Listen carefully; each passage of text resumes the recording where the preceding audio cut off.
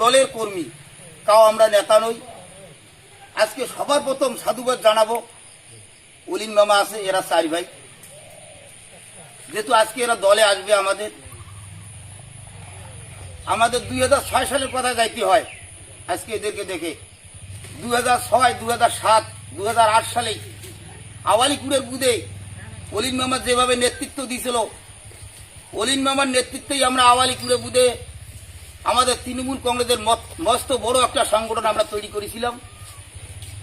দল ক্ষমতা আসার পর আমাদের ভুল করাই হোক কি ওদেরকেও কাউ ভুল বুঝাক, আমাদের দল থেকে এরা বাইরে চলে যায়, বিজেপি করে, ওখানেও এরা সক্রিয়ভাবে বিজেপিটা করছে। যাই হোক, ওদের ভুল ওরা বুঝছে।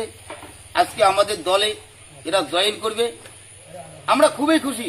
দলের পক্ষ থেকে অলিন মামাকে বলবো, ওই সময়টা যেভাবে নেতৃত্ব দিছ ঠিক একইভাবে যেন নেতৃত্ব দেওয়া হয় 2026 সালে।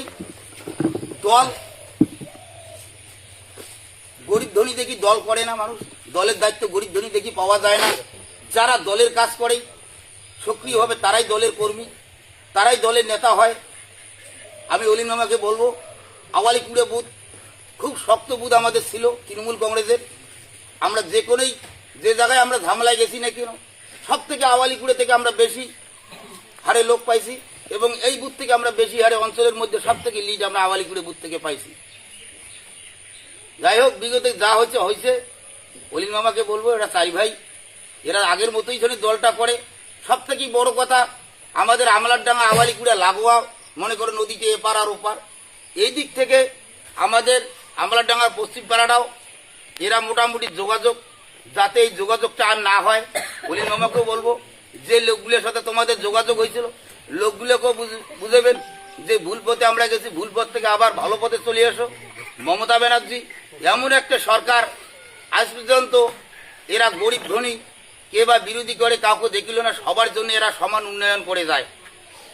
লক্ষ্মীর ভান্ডার থেকে ধরে, বয়স্ক ভাতা থেকে ধরে, জয় বাংলা ভাতা থেকে ধরে, এমন কোনো পরিবার বাদ নাই যে আমরা সরকারি সহযোগিতাটা পাই না। এই প্রত্যেকের এই জন্যে মমতা ব্যানার্জি মন উজাড় করে উন্নয়ন দেয়। তাই সকলকে বলবো, আওয়ালিপুরের মানুষকে 2026 সালে বিধানসভা নির্বাচনে আমরা আওয়ালিপুরে থেকে বেশি লিডের দরকার নেই, আমরা কমপক্ষে যেন 200 ভোট লিড পাই আওয়ালিপুরের বুথ থেকে। এইটুক বলে আমার সংক্ষিপ্ত আলোচনা এখানেই শেষ করলাম।